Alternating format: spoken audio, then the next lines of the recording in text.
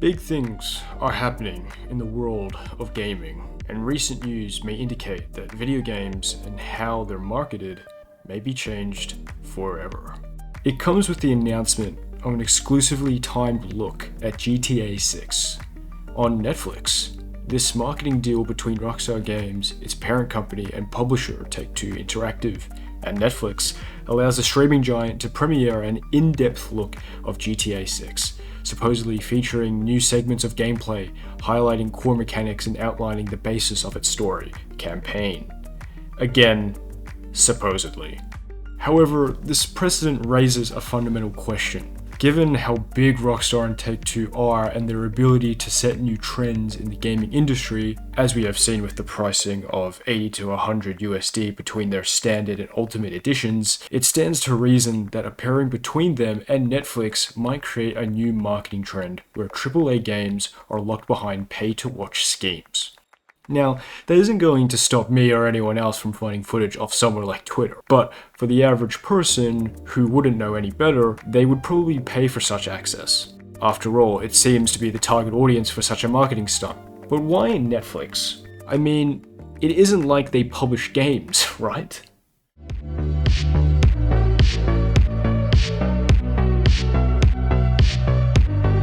Well, on July 14th, 2021, Netflix actually did announce that separate to their TV shows and films, they were heading the development of a game division with the help of former EA and Facebook executive Mike Verdu to lead the charge as Vice President of Game Development at Netflix. In case you don't know who this guy is, by the way, let's give a rundown of his resume. His biggest roles were as senior producer on The Lord of the Rings, Battle for Middle-earth 1, and then later promoted to executive producer on the sequel. He then also worked on the mobile Plants vs. Zombies franchise, and then also the Resident Evil 4 remaster, Batman Arkham Shadow, and the original 2010 Dante's Inferno game. And while Netflix games, it was definitely something. They'd go on to make small mobile games, typically tailored to their IP, such as the famous smash hit game Stranger Things 3. The game. I mean, at least it was completely free of charge for all Netflix subscribers. Well, to help support its newly founded department, Netflix began to acquire multiple studios. Night School Studios, September 2021, an indie video game developer that made Oxenfree, along with later plans to acquire Next Games, who made things like The Walking Dead, No Man's Land, and other mobile games, in March of 2022 for a €65 million deal. Netflix games finally released on November 2nd, 2021. On top of Stranger Things, other mobile games included Shooting Hoops, Teeter Up, and Card Blast, with an eventual iOS release on November 9th. For the next couple years, Netflix would keep adding to its libraries and improving its user experience. I mean, you could even use your phone as a controller. Lego Mario Party has never been more back. They also made Squid Game, the game, I guess? Oh, anyway. As well as adding a bunch of other games to their library. So if Netflix was making all these mobile games, then why Rockstar? Well, to understand that, we need to go back, all the way back, long ago to the ancient biblical times of, well, 2023. Specifically, December 14th, 2023. It was this day that Rockstar and Netflix came into contact and entered an official partnership. What was this partnership for? Well, it was for the HD remaster of the old GTA trilogy, the definitive edition. Oh no. Well, at least they had a long, prosperous life on the platform. Oh, they removed GTA 3 and Vice City a year later. Well, at least we have San Andreas. Yeah, so Netflix has a bit of a gaming problem. Apart from the constant revolving door that is their games and indistinguishable mobile library, now they are losing their developers. Oh, on purpose, actually. This is where our story goes from mid to really bad. You see, recently Netflix has been shutting down a bunch of game studios in an attempt to downsize their gaming division.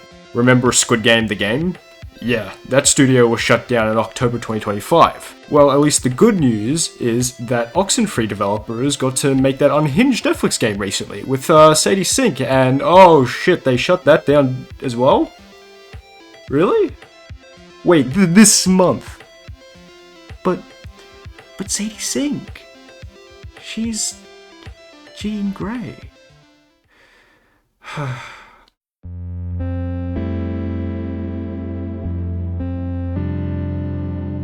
What's scary is this is the norm across the entire industry. But even worse, Netflix can acquire as many indie studios and talent as they want, but ultimately shut them down the moment push comes to shove. I mean, this same Mike Verdu guy said they were committed to games in an article and were happy with a low-key start. Well, it goes to show that low-key really isn't enough. Which takes us back to Rockstar, Netflix, and the quote-unquote extended look at GTA 6. And given the failure of Netflix games, it goes to show how lucrative such a deal would be for Netflix more than Rockstar or Take-Two, whose only real benefit is picking up the 5 to 10 stragglers who didn't know Grand Theft Auto was a thing. I mean, shout out to my grandmas, grandpas, and drunken workaholic dads out there who didn't know GTA was a thing. Which makes more sense when it's Netflix who actually paid Rockstar and Take-Two for the marketing deal. Not only do they sweep everything under the rug, but get to stream the most anticipated game of the last couple of decades.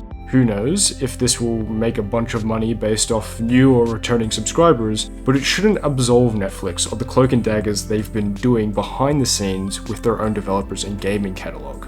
Even more concerning are all the other developers and publishers out there who are watching, reacting, and eagerly anticipating this reveal. In a hypothetical situation, if Ubisoft was taking notes, they are, what stops them actually from also approaching Netflix or another streamer and allowing them to gatekeep the marketing of a trailer for, say, a new Assassin's Creed remake?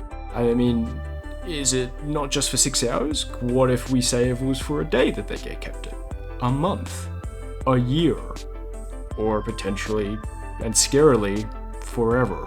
It's weirdly dystopian how marketing can transition from a free public announcement to a weirdly monetized first look. That being said, it most likely won't be for everything, or even the dominant way to market something in the foreseeable future. But it may unfortunately become a new trend, something we see more often than we would actually like to, especially for larger game announcements or previews. But, let's be real, I'm not paying $9.99 just to watch this. I'm gonna wait for someone to screen record it and grab a crappy quality cam rip and upload it to Twitter or the GTA subreddit. Damn, that was a tongue twister. But with all that said, of course I'm excited, as anyone else would be, for the new look of GTA 6. In regard to any hints that this exclusive look might give us, I mean, come on. Rockstar gave us a glorified 6-slide PowerPoint with techno music. They literally, and I mean literally, gave us a trailer of a trailer. Whatever it might be, we'll be there to cover it though, or react to it. Who knows, this Netflix stuff is weird for creators. Look, until then, please like and subscribe. Thank you for listening. Peace out.